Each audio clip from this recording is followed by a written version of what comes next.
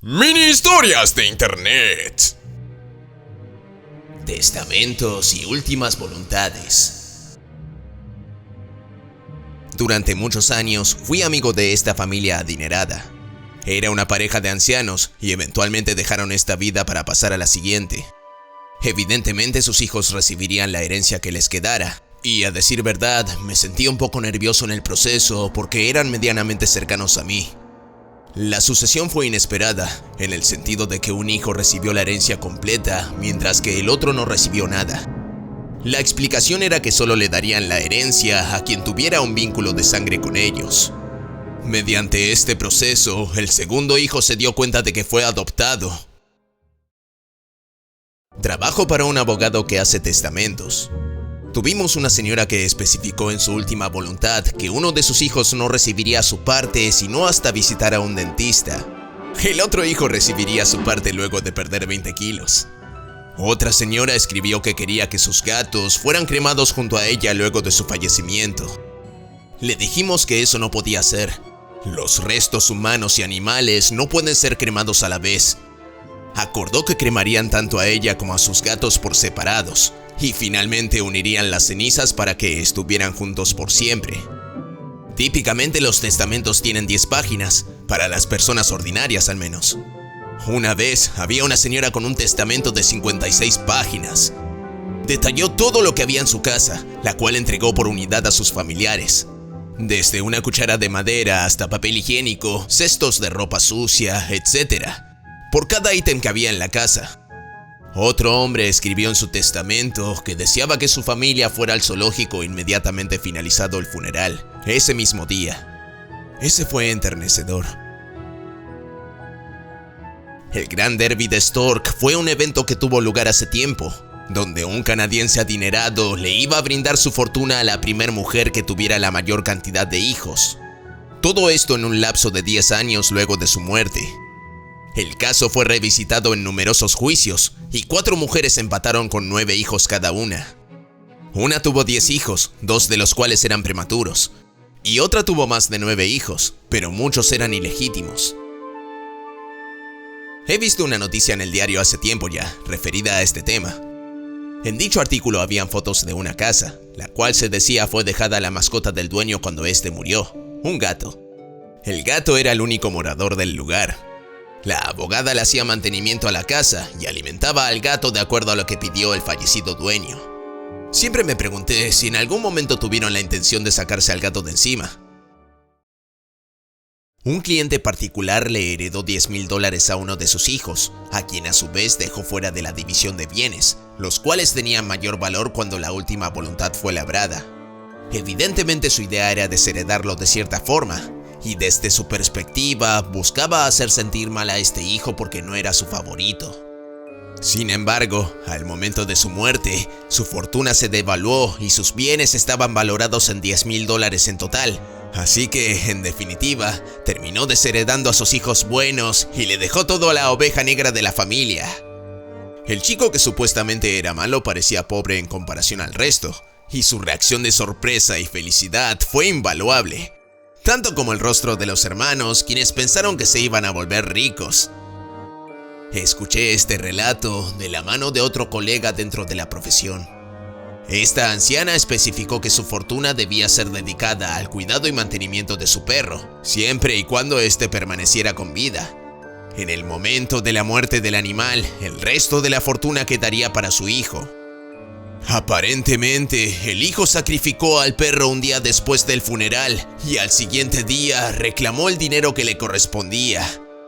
Lamentable. Mi papá es un abogado y es muy amigo de mi abuelo por parte de mi madre. Ese abuelo tenía 80 años y estaba en las últimas etapas del cáncer terminal. Era un gran fanático de las armas y quiso dejarle toda su colección a mi papá, a quien también le encantaban. Le dejó sus 2 escopetas, una Glock y un revólver. Mi padre le dijo que sería mejor dejarlo escrito en un testamento, ya que las leyes de mi país especifican que solamente se pueden poseer 5 armas a la vez. Mi padre ya tenía 4 en ese momento, por lo que tendría que dejar algunas. Pero si se trata de una herencia, eso no suma al límite total. Así que pusieron manos a la obra y crearon el testamento. Pero a último momento, mi abuelo decidió no darle el revólver. Era su arma favorita y no quería dejársela aún.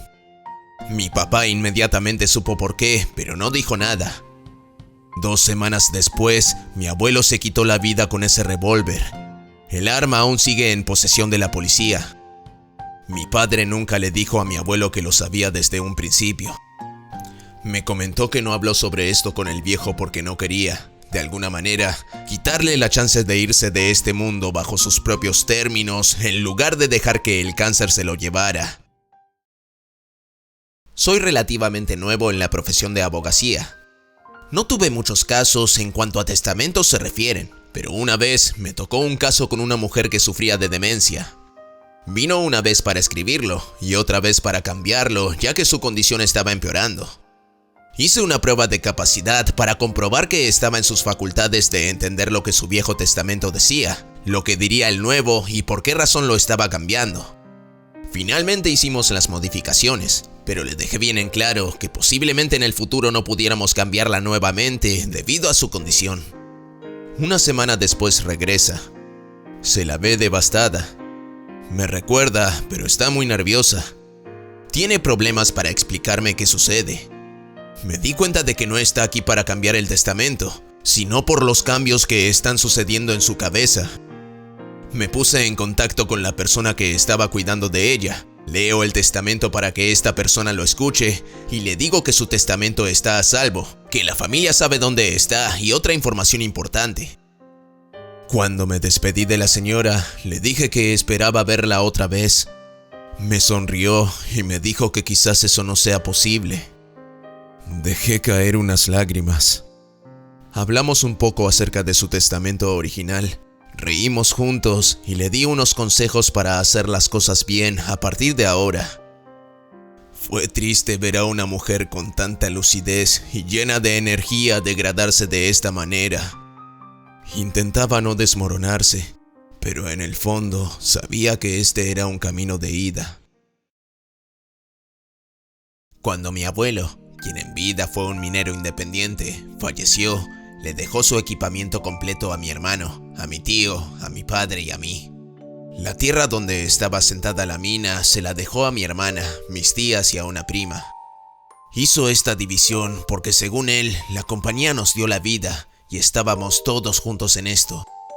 Dispersamos las cenizas dentro de la mina cuando falleció y dejamos su pequeña cantimplora de cobre bajo la sombra de un viejo pino que estaba cerca de la mina. A veces me siento en ese lugar, junto a la cantimplora, y hablo con él. Te extraño, abuelo. Cuando era pequeño, mi padre tenía una vecina, la cual era una anciana sin familia. Era de Finlandia y su esposo murió durante la Segunda Guerra Mundial. Inmigró a los Estados Unidos y estaba sola. Mis abuelos la visitaban constantemente para hablar, ayudarla con las compras, etc. Incluso mi padre y mi tío ayudaban en la casa y el jardín. Amaba a mi papá y a mi tío. Los trataba como si fueran sus hijos y les daba galletas y regalos. Cuando mi papá fue a Vietnam, le grababa mensajes de voz en cassettes y se las enviaba por correo. Le contaba cómo era la vida en el vecindario y que esperaba que volviera pronto. Cuando finalmente volvió a casa, siguió yendo al hogar de la anciana para ayudarla, prepararle comida, sentarse junto a ella y hablar un rato. Un día la señora Lingard murió y un abogado llamó a mis abuelos. En su testamento les dejó una cantidad considerable de dinero y acciones y le dejó su casa a mi padre y su hermano. Mi familia pensaba que la señora no tenía un solo centavo. Nunca subestimes cuánto valen las cosas pequeñas para las otras personas. Quizás seas lo más importante que le pase a alguien en su vida.